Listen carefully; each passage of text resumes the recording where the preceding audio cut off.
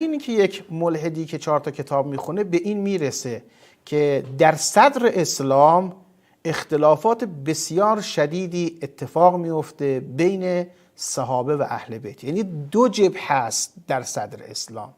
یک جبهه جبهه سقیفه است با یک سری طرفدارا و یک سری اعتقادات.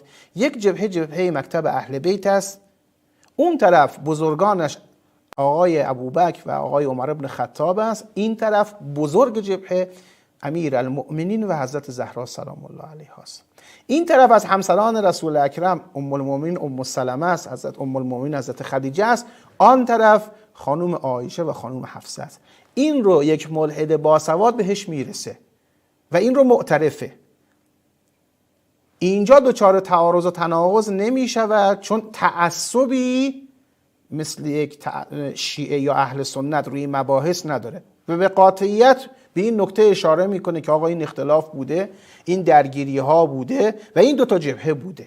اما اهل تسنن اینجا نه. به چه دلیل؟ چون اگر اساساً بپذیرن اختلاف درگیری بین مکتب سقیفه با مکتب قدیر را، یعنی باید بپذیرن عقایدشون باطله، چون ناقائل به عدالت صحابه، قادر به اینن که آقا هیچ اختلافی نبوده، همه با هم دوست بودن، رحما بینهم بودن، اشداء علی الکفار بودن، با هم مهربان، با هم خوب، ولی با دشمنان مشکل داشتن. و اگر بپذیرن که بین مکتب اهل بیت و جریان سقیفه و خلفا و عده‌ای کثیری از صحابه که در اون جناح بودن اختلاف شدیدی بوده، تا جایی که همدیگر رو سب کردن، همدیگر رو لعن کردن، همدیگر رو به قتل رسوندن و با همدیگر جنگیدن. اونم دعوای اساسی بر سر خلافت و جانشینی بعد رسول خداست و خب اساسا این اگر اهل سنت اینو بپذیره، در واقع پذیرفته که اعتقاداتش باطله، در واقع این رو پذیرفته که مبانیش باطله، در واقع این رو پذیرفته که 1400 سال بهش دروغ گفتن. لذا اینجا اهل تسنن یه قاعده برای خودشون درست کردن، اینی که در مورد مشاجرات صحابه نباید حرف زد، باید سکوت کرد، باید کتمان کرد، باید مخفی کرد، باید دروغ گفت، بگیم همه چیز گل و بلبل بوده. اما یه آتئیست اینجا سنی بدون روتوش که گفتم چرا به این رسیده اختلافه بوده. اما نکته مهم دوستان عزیز اینجاست، غالب ملحدین، بیشتر افرادی که در جناح خدا ناباوران دارن می جنگن در تقابل با اسلام، در جبهه سقیفه قرار گرفتن. یعنی اونها هم به مانند اهل سنت رفتن تو دل سقیفه و در تقابل بین قدیر و سقیفه طرف سقیفه رو گرفتن. علت چیه؟ علتش رو هم به شما عرض میکنم. علتش اینه که باطل به سمت باطل گرایش پیدا میکنه، به اون سمتی گرایش پیدا میکنه که براش جذابیت بیشتری دارد. این نکته اول. نکته دوم اینه که آن گفتمانی که مبانی عقلی، مبانی نقلی او یک چارچوب درست و مشخصی داره و برای هر ادعایی و هر شبهه‌ای که بخوان مطرح کنن پاسخ مستدل دارد و میتواند حرف بزند در جامعه امروز، اون گفتمان شیعه اثناعشریه. لذا در بعد سیاسی هم اگر شما در جهان امروز نگاه کنید، این گفتمانی که نظام جمهوری اسلامی ایران داره و این گفتمانی که به عنوان گفتمان تشیع داره نشأ پیدا میکنه، این گفتمانی که امروز دنیای استعمار و استکبار رو دچار چالش کرده.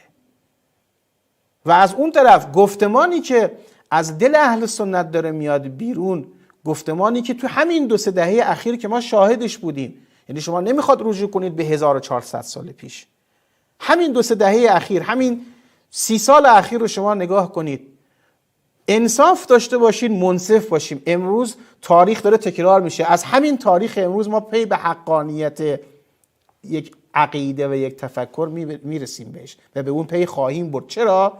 تو این 3 دهه اخیر گفتمانی که از در اهل سنت اومد بیرون، جز گفتمان تکفیر، جز گفتمان جنایت، از داعشش بگیرید، جبهت النصرهش بگیرید، القاعدهش بگیرید، طالبانش بگیرید، بوک حرامش بگیرید، همه اینا رو بگیرید، آیا اینا جز این بود که از دل اهل سنت بیرون اومده؟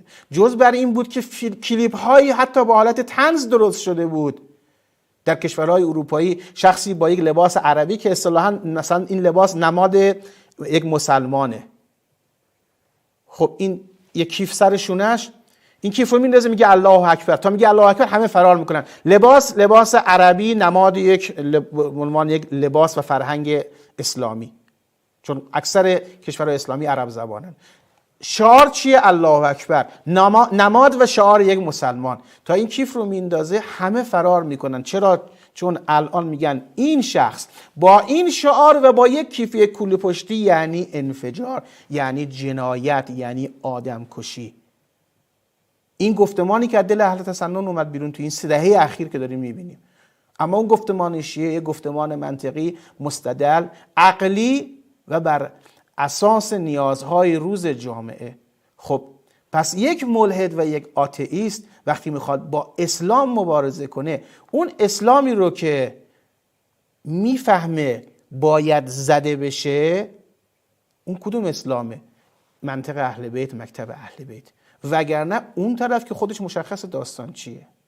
لذا امروز جبهه ملحدین دست به دست هم دادن، کمر همت بستن و تقابلشون در مقابل مکتب اسلام اول مذهب و مکتب اهل بیت است. امروز که داریم میبینیم همشون جمع شدن برای زیر سوال بردن مکتب اهل بیت که با تمام خلاصه انرژی و توان دارم میگم هیچ کاری از پیش نخواهند برد.